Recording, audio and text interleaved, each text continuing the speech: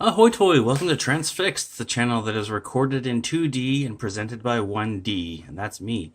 Sit back and relax. Tonight we're going to talk about 3D Transformers. Yes, 3D printed Transformers and Transformers parts. 3D printing has come a long way in a short time. I remember the first time I kind of got exposed to it was when I found out there was parts you could get for Transformers.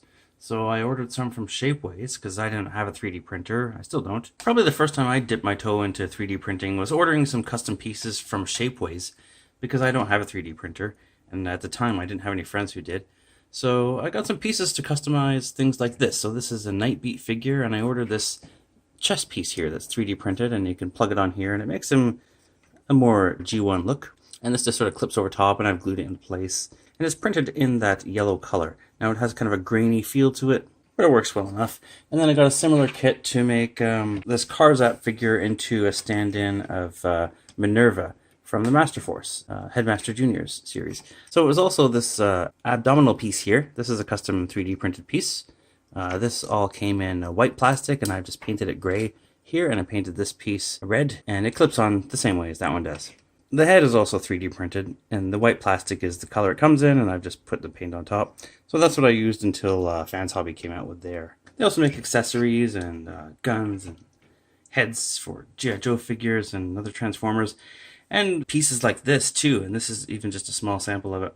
By the way, apologies if I sound a little different. I'm still recovering from a certain infection that is going around.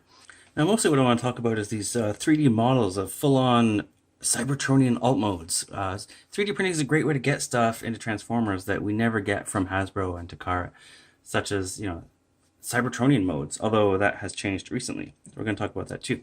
But yeah, these are great. One of the producers that I keep coming across is Funbee Studios. Now I've never met or talked to him or anything like that, but I wanted to mention it because I got these models from there. Sometimes you can buy just the 3D models, and if you have a 3D printer or a friend who's nice to you, they can print you one. I had a friend print up this Bumblebee for me, and another friend print out this Jazz. The first attempt at Jazz didn't really go too well. The way he printed it was oriented this way and layered up, and there was a big block of plastic underneath the wing in the back here that I just couldn't get knocked out without breaking the spoiler.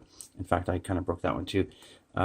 So this one was kind of didn't work out, and I just broke it apart just because I wanted to see what it looked like inside. There's this cool crisscross hatch of plastic that's just dripped onto the base, I guess. I just thought that was kind of interesting, so I kept it just to show. And you can see the I hope the camera's good enough to pick up the lines. You can see the layers of the plastic that's just built up layer by layer by layer, which is how the 3D printing works, of course. Now this one was printed in a different orientation like that, which made it easier to knock out the negative space here. And it's not perfect. It was still hard to get the piece off. Maybe I don't want to blame my friend. He was very nice of him to print this for me, but that was probably my fault. I just don't know a good way to cut this stuff out.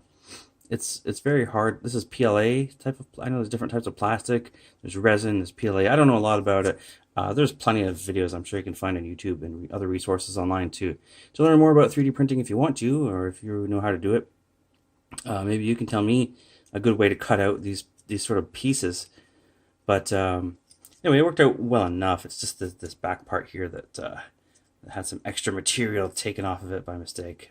But yeah, and then I just gave it a little simple paint job and a sticker on there. So that's the Jazz. The cool thing is, like, these are models we only saw in the first mini-series of Transformers, where they were on Cybertron. So we got to see them in their alt modes, what they looked like on Cybertron. So this was Jazz, this was Bumblebee, and then when they were in robot mode, they looked exactly the same as they do on Earth. So there's really no point in having them transform. Although there are 3D printed Transformers, you can get them. I haven't tried those. I just don't trust that that the pieces are going to really work too well together, you know, based on my experience with these. Maybe they will. Maybe it depends what you print them in. I have had some nice 3D printed parts for Star Wars models and things like that too, but I'm happy with these for now. Now I kind of messed up this one too. This Bumblebee was the first one I got, and I tried the acid bath method of, I think that's what they call it, or vapor bath. The problem with 3D printing is that you get those those lines like I showed on this Jazz model here, and I wanted to smooth it out. So I tried this method of actually putting on a plate and this little paint dish I used as a stand, and some acetone, and then the vapors were supposed to melt it just ever so slightly. I didn't have any success with that. That didn't work for me. And then I painted it with a spray can of Krylon yellow paint, and I found that it kind of ate away a bit of the plastic. So the acetone didn't do the trick, but the paint did. This also is two pieces that have been glued together. My friend did that. I'm not really sure how to make that work properly, but I also tried sanding away the edges, and that didn't work too well either. And then I had to fill it in with some compound, and yeah, it's a bit of a mess, but I'm sure somebody with more skill could do a better job than me. Also, the windshield piece didn't fit into place quite as well as I would have liked, so I had to trim that as well. Again, this was my first, trial and error piece, and it could have gone better, but on a shelf at a distance, and I just kept this as a display stand. It looks okay. It looks good enough for me. Now, it's funny because later on we did get this. This just came out not too long ago, this buzzworthy Bumblebee, which does transform into that Cybertronian alt mode. And it's pretty well done. I put a little bit of paint on it here because just to even out the yellow and black areas. I'll transform this and show it side by side in a moment. But I thought it was great that they gave us this. It came with a jetpack, which is just a hollow piece, and his gun, which I would have liked to have been in a gray or silver, but I guess to save money, they just molded it in the same black as his limbs. Now, the other interesting thing is it also came with 5 of these, I don't know, energy rods. I forget what they call these in the show. These are from the first episode. This is what Wheeljack and Bumblebee were trying to get. And these are pretty cool. I actually had some of these that I made myself out of just these tiny wooden dowels I got at the dollar store. I think they're for stir sticks or something. Or no, these are just little craft sticks, and I just painted them with the same yellow paint as I painted this guy with, actually. And I taped these 3 together because they fit nicely into hands of my masterpiece figures. And unlike these ones, the reason I'm showing these is because they're all one solid piece, and you can see they're hollow in the ends there. But they don't come apart. They don't fit in his hands. There's no way for the figure to hold these accessories.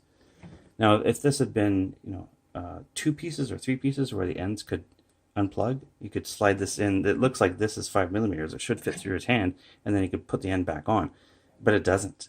It just doesn't. There's just no way for the figure to interact with these accessories that it's packaged with. They just have to lie on the ground next to it. And yeah, I checked the instructions. There's nothing in there about what to do with those. Oh, here we go. See, he's just holding them in his elbows like that. So I think that's a bit of a failure.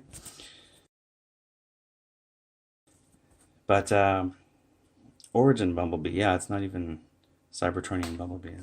So yeah, this is I'm happy to have it. I just wish the execution had been a little bit better. And I know Maz Toys made a Cybertronian Bumblebee as well, but I don't think it really, think it hit the mark in either mode, honestly. This one's pretty good. This joint keeps popping off every time I transform it.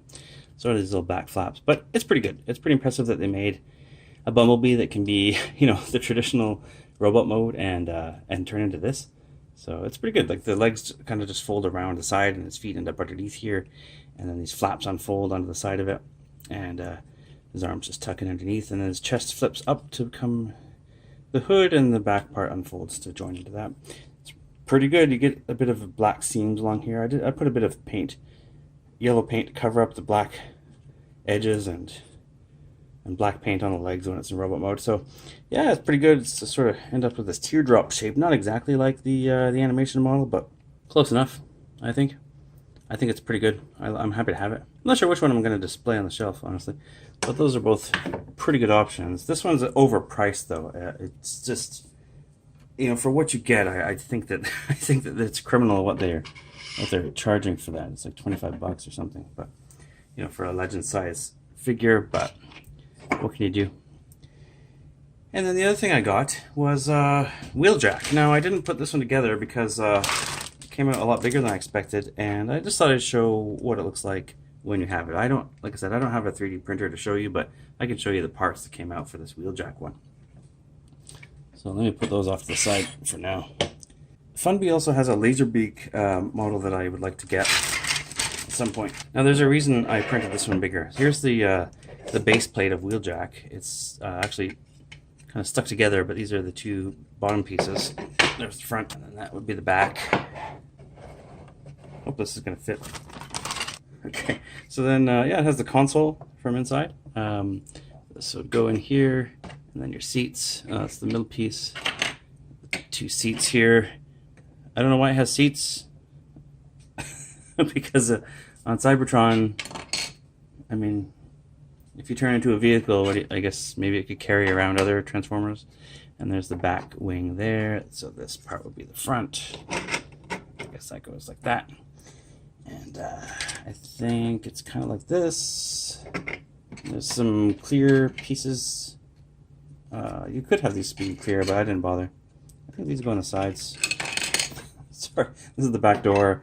Oh yeah, this piece. I forgot this piece here. I think it goes like this, but I can't really put it together. And there's a huge Autobot symbol there, so it's something like that, right?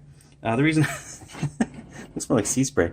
The reason I wanted it this size was because I wanted to fit this New Age. What's this guy's name? Hopper. I don't know. I wanted to fit this New Age figure inside, and it's more than big enough. This is larger than I actually wanted it. But the thing with 3D printing is you can scale it up and down. You can print it the size you want. But this is what I wanted. I just wanted to fit him inside there.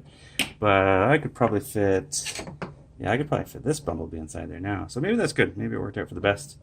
Because that's what happens in the cartoon, right? He just drives right in the back of Wheeljack.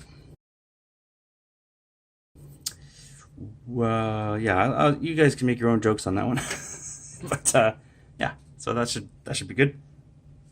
That'll be my big old Wheeljack to go with the other two.